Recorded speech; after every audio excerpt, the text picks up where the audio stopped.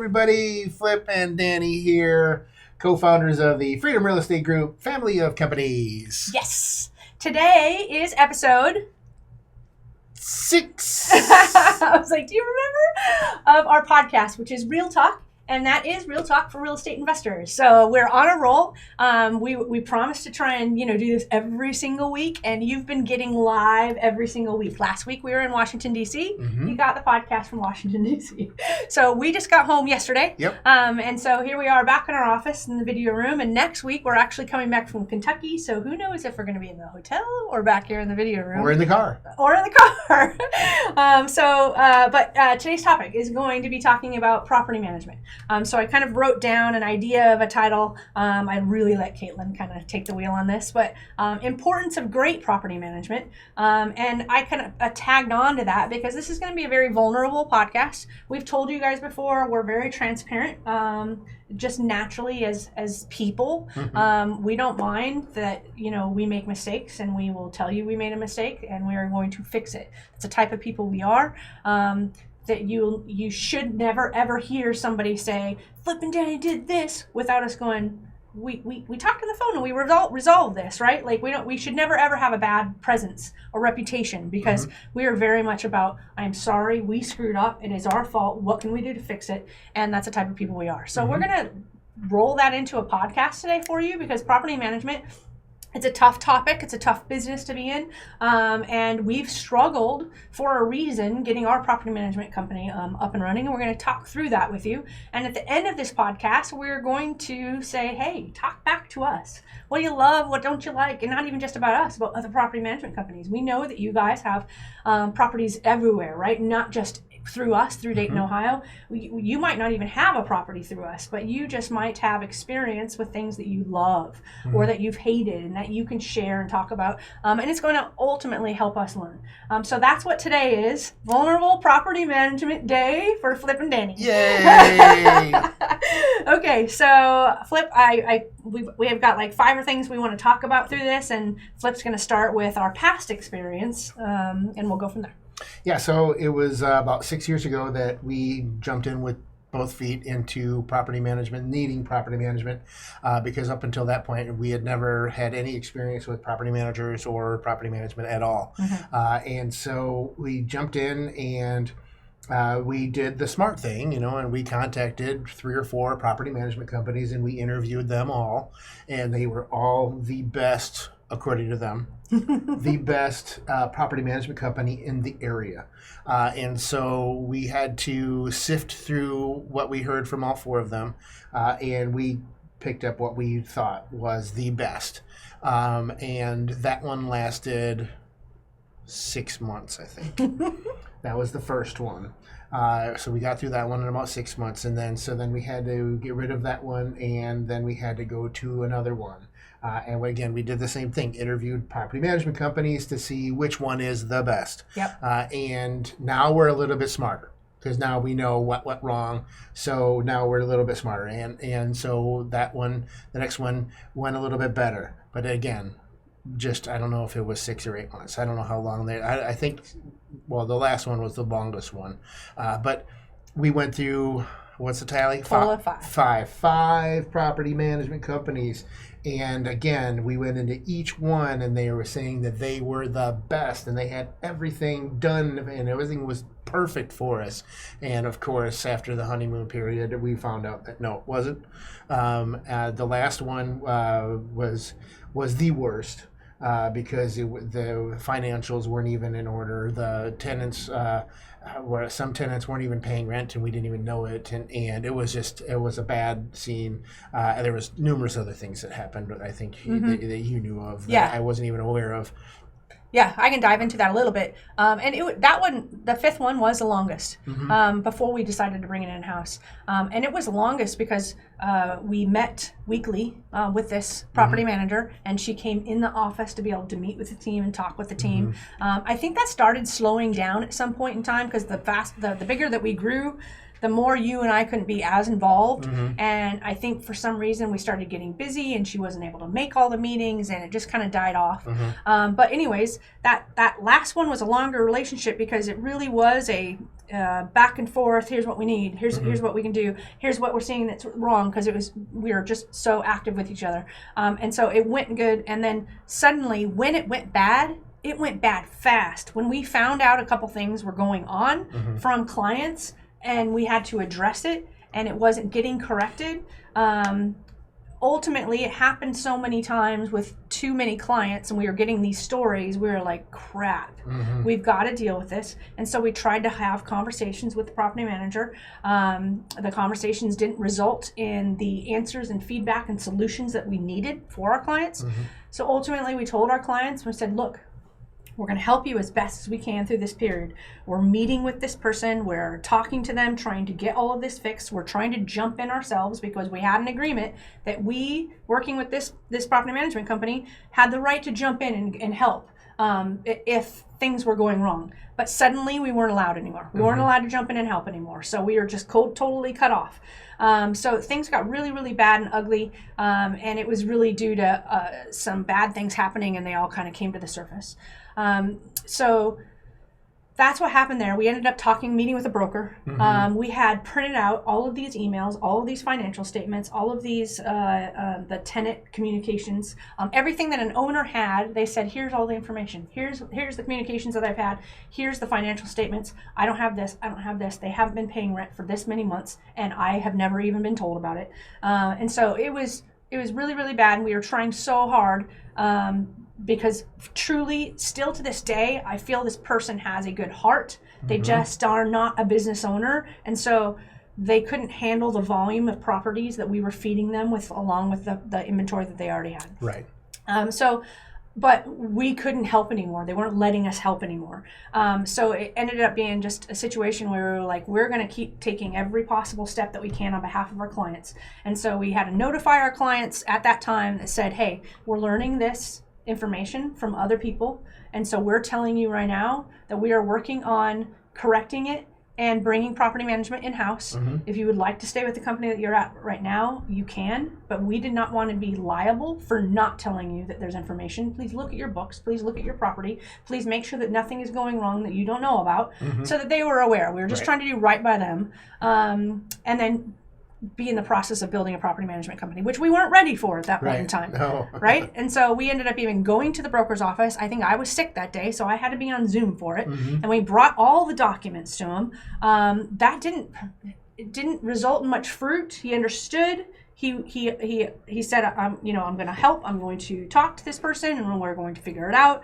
But nothing happened. Every time I texted them, there was still no solution in place. And I was like, we can't just keep waiting. So we ended up creating real estate board complaints, which I never want to do. That's like last ditch effort. Please just sit down. Let's talk. Let's figure it out. That's the type of people that we are. That's the type of people that we want to work with all the time, because everybody's human. Everybody makes mistakes. And as we've already said, we don't believe this person was a bad person. It's just they couldn't handle the business, and we wanted to help, but we weren't allowed to help, and that was hurting our clients. So we just kind of got stuck. So because of that, we decided that we were going to go ahead and file something, because if they weren't willing to sit down with us and work through the problems that had happened, that had hurt our clients, then they needed to not be in business if they're not going to do the right thing. So it got that far, and that is so rare. That's probably the only time we've ever reported on anybody in our entire lives. Right? And there's just too many people involved and too much mismanagement of properties and financials. So that's where. But anything else that you want to add? Because I know that I'm going to be talking about why I brought it up. Well, no, I mean, it's just goes to the point of our experience. I mean, it started out from the very beginning, we're going to hire the best company ever, only to find out it was bad, and the next one was bad, if not worse, and then it just got worse and worse and worse, and it forced our hand into making our own property management company, because it wasn't not just because we wanted to, we had to, because of our clients. Yes. Because we want to take care of our clients. We want to make sure that they're happy and that their properties are being taken care of while they're wherever they're at, Switzerland, California, wherever they live. And so we want them to have peace of mind that their properties are being taken care of. And if that person was doing all of those things and just they felt defenseless because they're 800 miles away, or 3,000 miles away, or whatever it is. And so that's what it was unbelievable that it could get to that level. And that's what forced the hand. Yeah, and that was its own struggle, because anytime you switch property management companies, it's an ordeal, and it's a lot of work to get all the paperwork together and to switch over to a new property management company, only to learn that they're not going to be the one that you're with forever anyway. So we're like, okay, that's it. We're never going to get our clients into a situation like this, because there was a lot of people we suddenly had to bring over to us. We were still planning to have our in-house property management company, because we always wanted that control, right? Of being able to jump in, not worry about anything happening to another outside company. It was 100% in our control that we could fix it if something went wrong. We just didn't plan to do it that fast. Right. But we were forced to, so we started it. We got, a broker. We started to get all the licensing and the LLCs created. All the things that you do when you're building a company on top of running the companies that you already have, we had to do. But we did it. We got it done. Brought all the clients that wanted to come over. We invited them over, and so we got that transition done. That's how we started, and that's why we built the in-house company. Again, I'm glad we have it. Right? Yeah, because me too. It is what it is. But I will say. I will say this. I was trying to see if there was a topic in here. And we're going to touch on this probably a few times. So we always say we're transparent and this is going to be a vulnerable podcast. But even to this day, there are situations where our property management team is still going through growing pains. We have just under 500 doors right now because we merged with another property management company as well and took on, so we had our own doors and we took on their doors as well. That came with 2 people that are experienced in property management. Really wanted to make that a nice, smooth transition. Lots of things happened in that process, and we're still going through growing pains of learning it. I've tried so hard to find a property management mastermind or a coach. I'm like, somebody just come in here. I will pay you. Teach us. Make us the best company in the whole wide world, because that's all we want to be. And Flip and I believe in hiring coaches for everything that we do. We're in so many masterminds. We have so many different people that we rely on for advice and feedback, and we don't mind going, we suck. Can you help us? But we've just never really found that, mastermind. And so I said today to Flip before we started this podcast, I said, we're just going to be vulnerable. We're going to talk about property management, how important it is, what we've gone through and the pain points that we've had, because we say this all the time too. You're going to buy a product from us, Freedom Real Estate Group, and or you could buy it somewhere else. We've got people that we manage that buy it somewhere else, but you're going to buy this house and then you're going to transition it to a property manager. That's the relationship you're with for the next 5 years, 10 years, 15, 20, 25, 30. If that company is not good, you do what we did. Transfer to another company. That's a big pain. Transfer to another company. That's a big pain. Transfer to another. Oh my goodness. That's so much pain. I can't even tell you. So something we've even done for our clients is our management agreement is month to month. As we tell people, we're in-house, we can control, so we make a mistake, we screw something up, tell us, we're going to jump in there and we're going to fix it and we're going to figure it out for you, because we have that control to do so. But we're still new, we're still building, we're still going through growing pains. So guess what? It's month to month. If we're really sucking and we're not doing for you what we should be doing, which we want you to be a raving fan. If you're not a raving fan of us, it's because we're going through these pains. You can cancel at any point in time. It does not matter. We're not going to charge you some big, outlandish fee that a lot of property management companies will. We will help you transition to whatever property management company is going to do a better job for you than us. Absolutely. We hope that we can continue to improve and we earn your business later, but then you have to transfer over back again. So we understand the pain of that. But that's just one of those things of what we're trying to do as we go through these growing pains, knowing that we're not perfect, we're human. And I tell everybody, we have it in-house, we still make mistakes. We're human, we're growing, we're figuring it out as we go. We've got some amazing systems. We have 12 people on staff. I'm going to say that for a reason. Sorry, Flip. I don't even know where I'm at in this, but we have 12 people on staff in property management alone with just under 500 doors. So the model, as I know it, and I've seen different models, is you need 3 people to run 200 doors. You need then 1 person for every extra 100 doors. So everybody do the math with me. 300 at 200, 4 at 300, 5 at 400, 6 at 500. And we're not at 500 yet. We have 12 people. And that's the money that I'm willing to invest into a company that means everything to the rest of our business. If we don't do property management right, then we're failing our clients. We're failing. Oh, we have 60 doors with our own company. So like, I know the pain of the owner. I'm not getting this report. I'm not getting this report. You're not updating me weekly about this. So I'm constantly going, if I'm not getting it, our clients are not getting it. So I want this fixed. I want this added. And our COO, she's been working on we have AppFolio. So RentBridge is one of those tag-ons that you can put on top of AppFolio that really automates everything and allows you to scale in a way that your reports are amazing. And it allows you not to drop so many balls when you have so many properties. And so we invested in that. I mean, the amount of money we poured into this business where we're still young and we're still growing and going through these pains is insane, but it's meant to say we're dedicated and we're not giving up and we are going to be the best of the best and we're going to create these raving fans. And that's what this is about, is kind of, open up the curtain to where we are and why we are where we are, right, and then get some of the feedback from you guys who may be smarter than we are and may give us really, really great ideas. And I'll tell you who we're hiring on Wednesday to actually help us in property management. Okay, I'll let you take over. I think we're why in house. I think we've covered that. So tough business. Oh, talk about this one. This is an interesting concept. Yeah. So that's the hardest part about property management, is that you've got our clients, which is our investors, and so you want to make them happy. Yeah. Well, then you also have the tenants, but we don't call them tenants. We call them residents. So we have our residents, and they're not happy. And so you got the clients that aren't happy, and then the tenants or the residents aren't happy. So everybody's just not happy. And the second you make the resident happy, then the client might not be happy. But if you make the client happy, then the resident's not going to be happy. And so it's always a give and take, or just nobody's happy, and it's a tough business, and it's hard. I remember when we first started looking for applicants for the company, and when they came in, and this is, I love property management. I just want to say, you're hired. Nope, nobody likes property management, let alone loves it. And so it's a weird.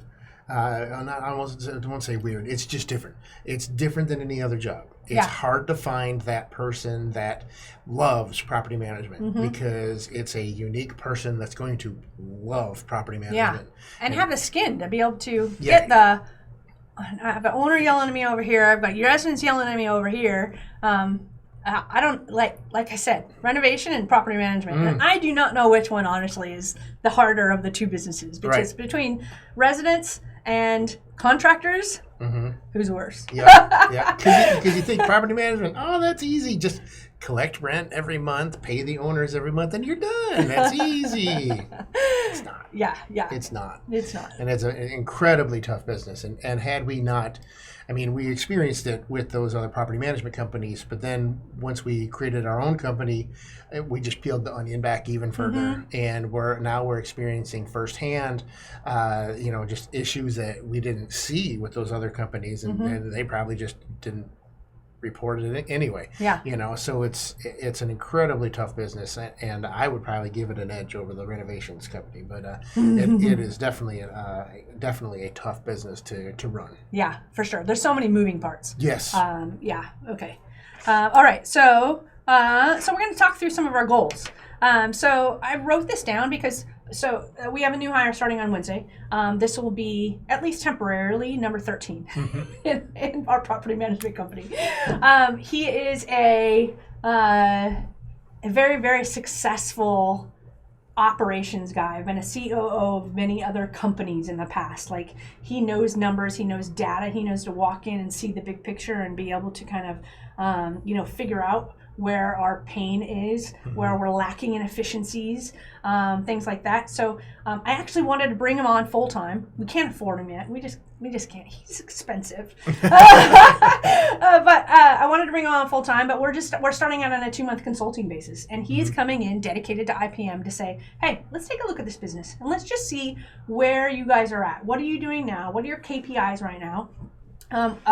Where do you want to improve? What are the metrics that you want to be at? And that's what I'm going to talk about now, because I created some metrics, because I asked tons of people what metrics are standard, what metrics is a good goal. Like, if I want to be the best, the absolute best in the industry, that no, hands down, everybody's running to IPM because they're the best. That's what I want to be. I want it for my own properties too. So I created metrics, and I just came up with them, and I shot them out to a few people, and I didn't get a lot of feedback on them. So we're going to share them on this podcast as far as metrics that we want to see in our property management company. And then I've given this gentleman to say, hey, check out our KPIs, see where we're at, see where the pain points are, or where we're lacking in efficiency, where maybe we're duplicating efforts. We've got 12 people.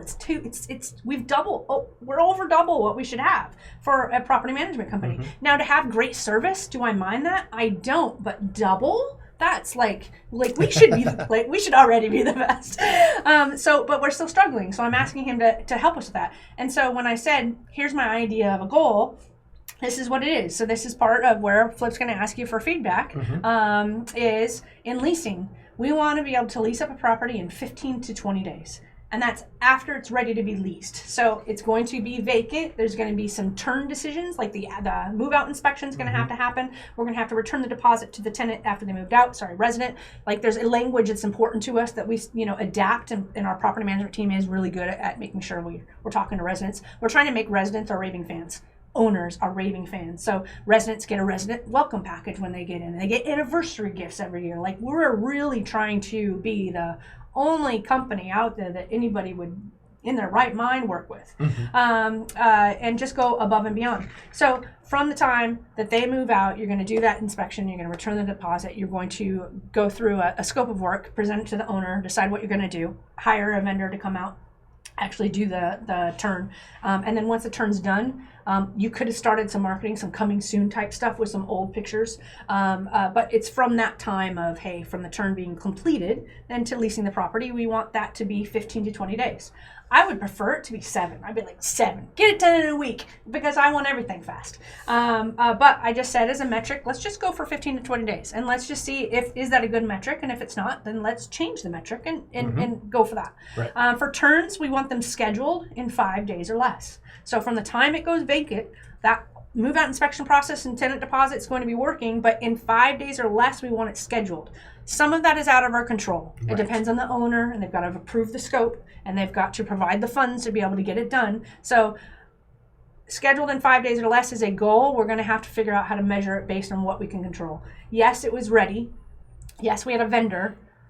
This one is going to be pulled out because we're waiting on the owner, and we don't have any control over that other than reminding them every day, hey, you've got a vacant property and we would like to get to work on it. So figuring that piece out. Work orders, number 3. So scheduled in 5 days or less. Again, some of those, of course, if it's an emergency, it's an emergency and it gets taken care of. Right. But in general, scheduled in 5 days or less.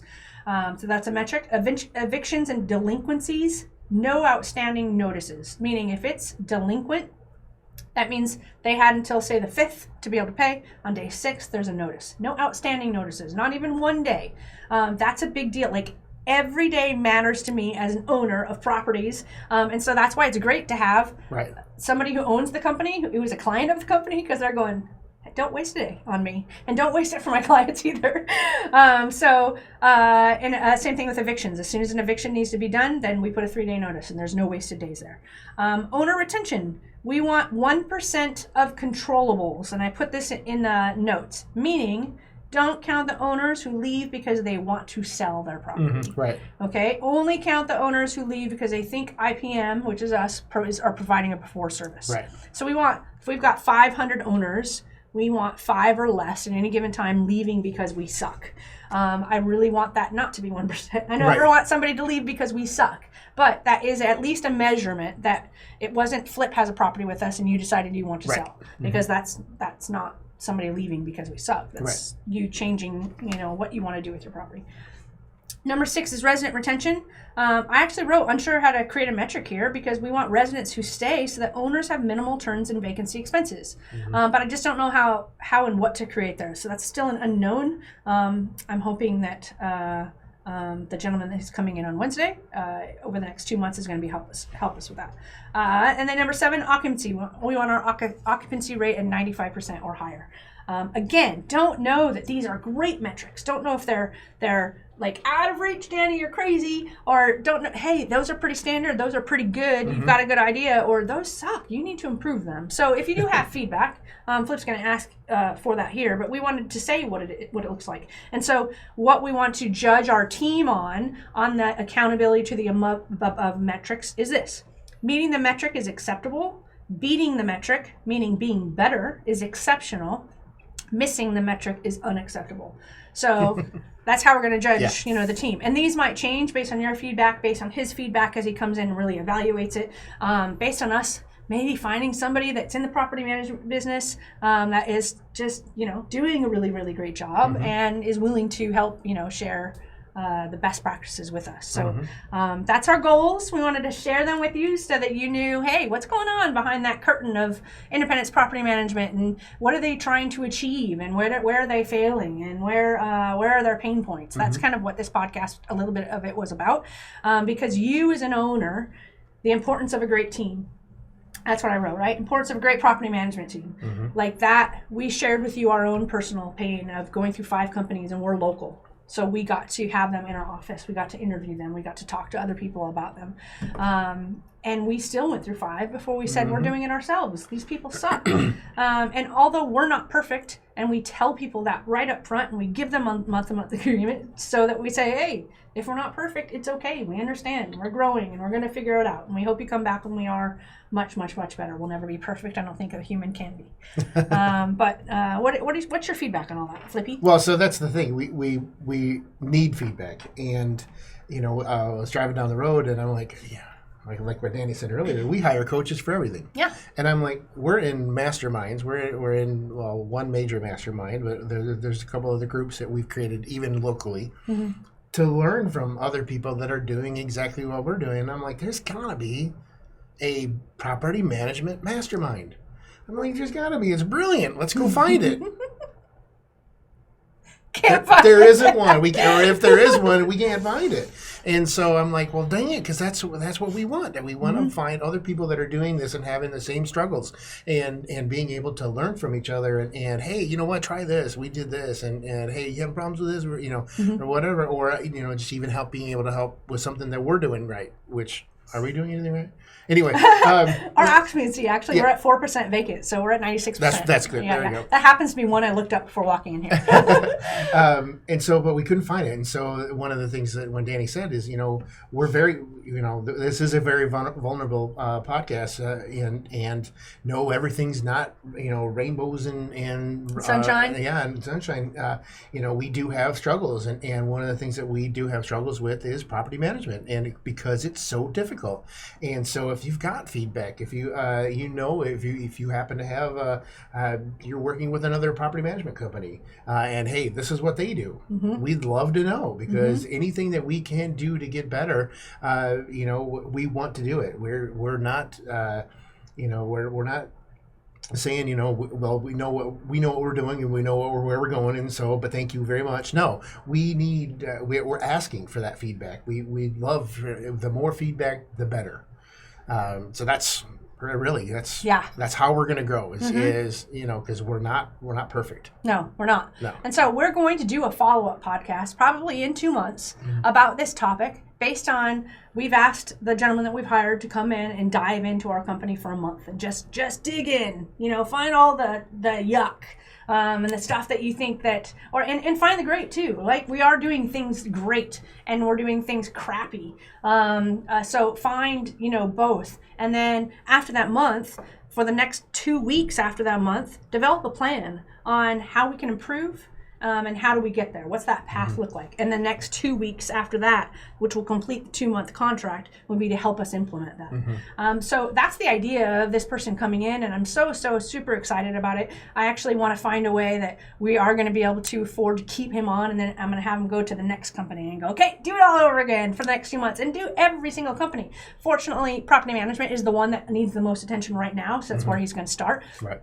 But go to each company, and then ultimately now spend time going, how do we talk better to each other? Just as, we're all under the same roof here. So how do we communicate, and how do we intertwine our systems a little bit better. So that in business, I think, is super, super important Right. for us to always be growing, looking at how we can improve, being okay with being vulnerable and saying, hey, we need somebody smarter than us to walk in here. I keep on calling him the wizard. I need a wizard at the top here that can go, Dani, Flip, you guys need to do this. So we're super, super excited about it. At that follow-up podcast, it's going to be after the 2 months. We're going to be writing down some questions because I already have a couple questions and thoughts and ideas that I've gotten from other people. One was biannual inspections, so every 6 months. And this is something that we actually wrote down when we created the company that we wanted to do anyway. Recently, it came again up to our attention of biannual inspections where you walk through the property and just make sure that it's in good condition. What is the tenant doing in there? Do they have 8 dogs and they're not supposed to have any dogs? Are they replacing their filters? Are they replacing the furnace filters? Right, and taking care of your equipment. So doing those things during that walkthrough. And then in the fall, doing a gutter cleaning. That's something we do already do. Is we do an exterior inspection and a gutter cleaning every single year already. So that's one of the things that we're going to keep on listening to people and creating this best practices list and how to create raving fans for our residents, for our owners, so that we can just be all that we can be. That's right. right. A statement of some kind. Anyway, so that's what we have for you today. Is there anything that we really missed when it comes to property management? No, I think we dragged it through the mud. Yeah. Okay, so you guys may want to know more about property management, and you might have questions you want to hit on in that next one that we do after the next 2 months, and we kind of learn ourselves about what we're going to do, the questions that we want people to be able to ask. Vet your property management company, talk to them, ask them, what is your occupancy? How quickly do you lease up a property? How quickly do you schedule a turn? Ask them for all those KPIs. Do you track all of these numbers? Number one, if they don't track the numbers, then in my opinion, you're not a good business owner, because if you don't know your numbers, you don't know what needs to be fixed. And so we do track all of these. We've got a Google sheet that has everything, but now RentBridge, which goes on top of that folio, actually has a whole KPI. It tracks everything. So now it's this cool dashboard with those, gas meter things that say, hey, here's your occupancy level. Here's your lease, timeline on average for all your stuff. So we're going to have one of those cool things that keeps us accountable, to what we're doing and how we're doing. So those are all ideas. And so if you've got other questions and you go, hey, dive into this, dive into that, we'll make sure we're really prepped for this follow-up property management podcast to say what we've learned, what we've fixed. Here's our new metrics. Here's the ideas that we got from you guys or from somebody else, and we'll share all of that stuff. And feel free to do that for anything that we do, whether it be property management or anything else. I think we already had somebody that said they wanted to have a podcast on like the market area. And seeing, why do we love Dayton and Cincinnati area? What's cool about this, and showing it.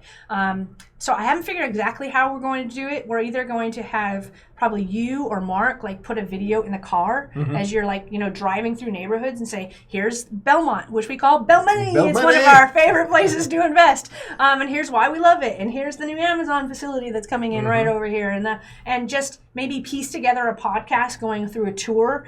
So that was a really great idea that came from, one of you guys. So thank you for listening. Thank you for giving us feedback. It's how we're going to be able to help you better. And it allows us to get information from you, because you guys might be smarter than us in some areas, and we would love to learn from you.